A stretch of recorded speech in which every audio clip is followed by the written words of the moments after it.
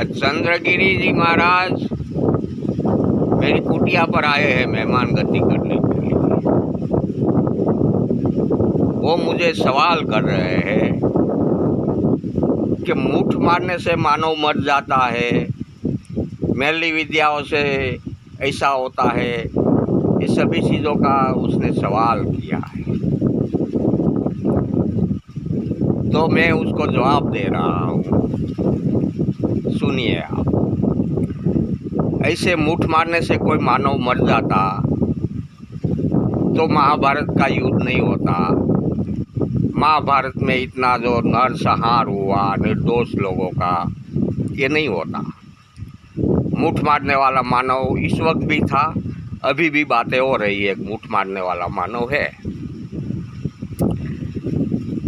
तो महाभारत के युद्ध के समय मुठ मार कर ही मेन योद्धाओं का मार देता तो निर्दोष सैनिकों का मौत तो नहीं होता।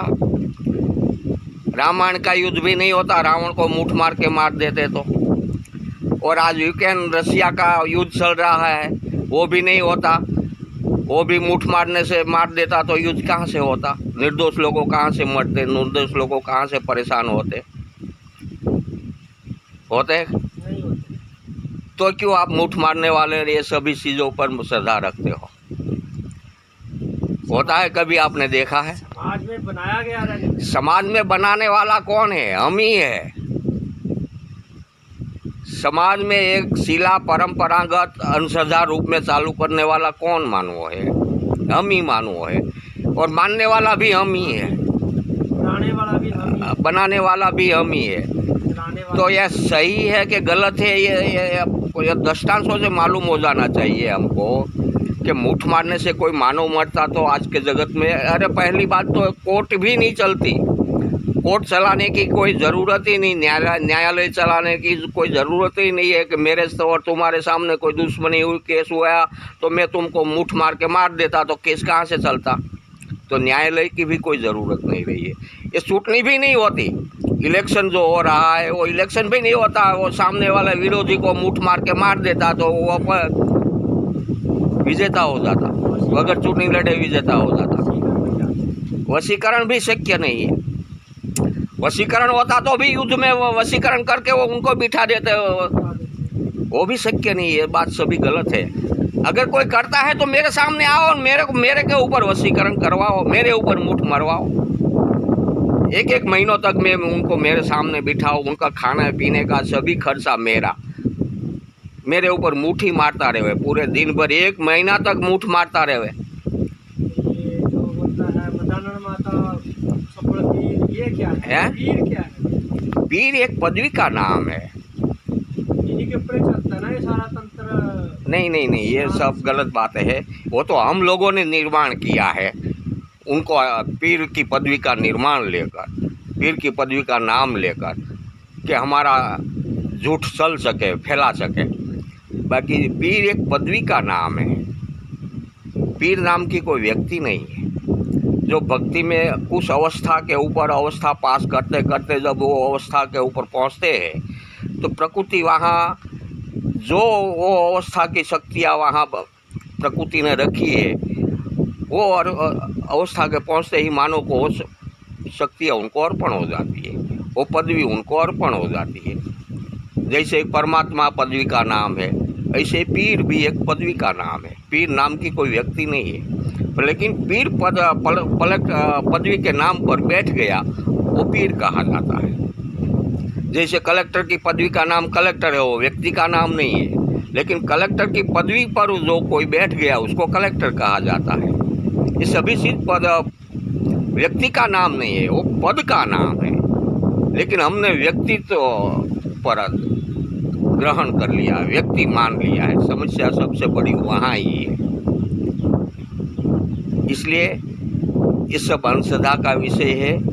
अब मानव जाति की पीढ़ियों हजारों साल अंधश्रद्धा के रूप में बहती आई है और बहती जाएगी।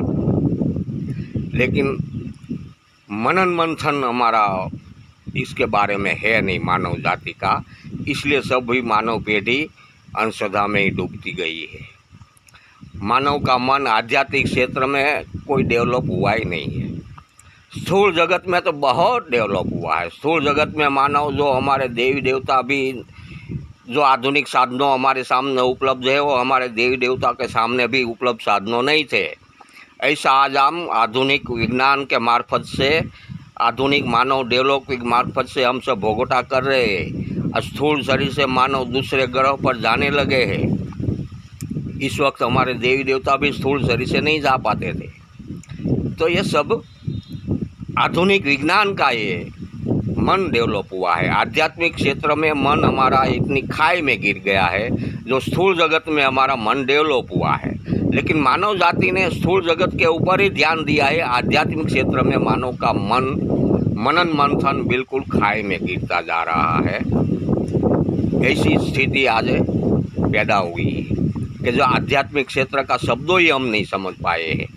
कुछ शब्दों ऐसा है जो संस्कृत शब्द से, जो आज वर्तमान में भी भाषा में वही संस्कृत शब्द चला आया है, जो एक आत्मा है, भक्ति है, अध्यात्म है, परमात्मा है।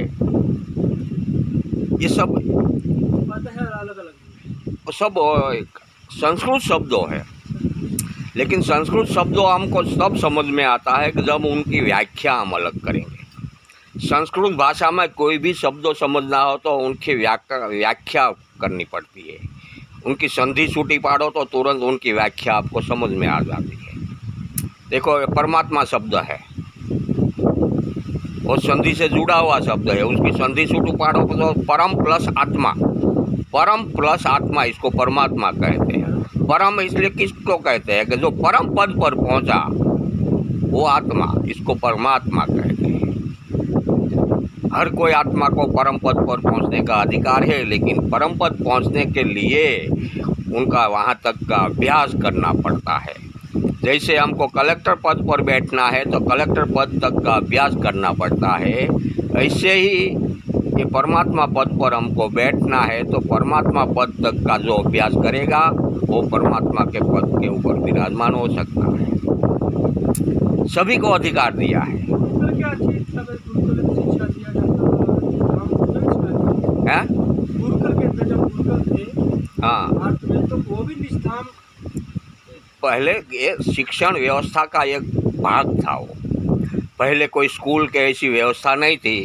पहले साधु संतों ऋषि मुनियों ही गुरुकुल चलाते थे, लेकिन वो सीमित व्यक्तियों के लिए चलाते थे। राजाओं के पुत्रों के लिए, नगर सेठों के पुत्रों के लिए, सेनापति के पुत्रों के लिए, ऐसे सीमित व्यक्तियों के पुत्रों को लिए ही अभ्यास के लिए चलाते थे। आम जनता के लिए वो चलाते नहीं थे। आम जनता को सेना बना दिया। हाँ, आम जनता सेना में थी। आम जनता को तो ये लोग पहले शोषण ही हुआ है। यही बात हुई ना, पहले सीमित व्यक्तियों को, राजा के पुत्रों को, सेनापतियों को पुत्रों को, नगर सेठ के पुत्रों को जो शिक्षा दिया जाती थी सभी प्रकार की, तो आम जनता के पुत्रों को क्यों नहीं दिया जाता था? ये भी एक भेदभाव ही समझने की ज़रूरत है कि ये लोग पहले ऐसे क्यों करते थे, क्या कारण था। ये बात समझने की बहुत ज़रूरी है। सभी बातों, कोई भी बातों आपको समझना है तो इसके बातों के बारे में मनन मंथन करो, समय की तुलना करो, तो बात आपको समझ में आएगी। जब तक आप समय की तुलना नहीं करोगे, समय की तुलना करने में मनन मंथन नहीं करोगे, तब तक आपको कोई भी बात समझ में आने वाली नहीं है। हाँ, सत्य बात समझने के लिए मनन मंथन करना बहुत ज़रूरी है।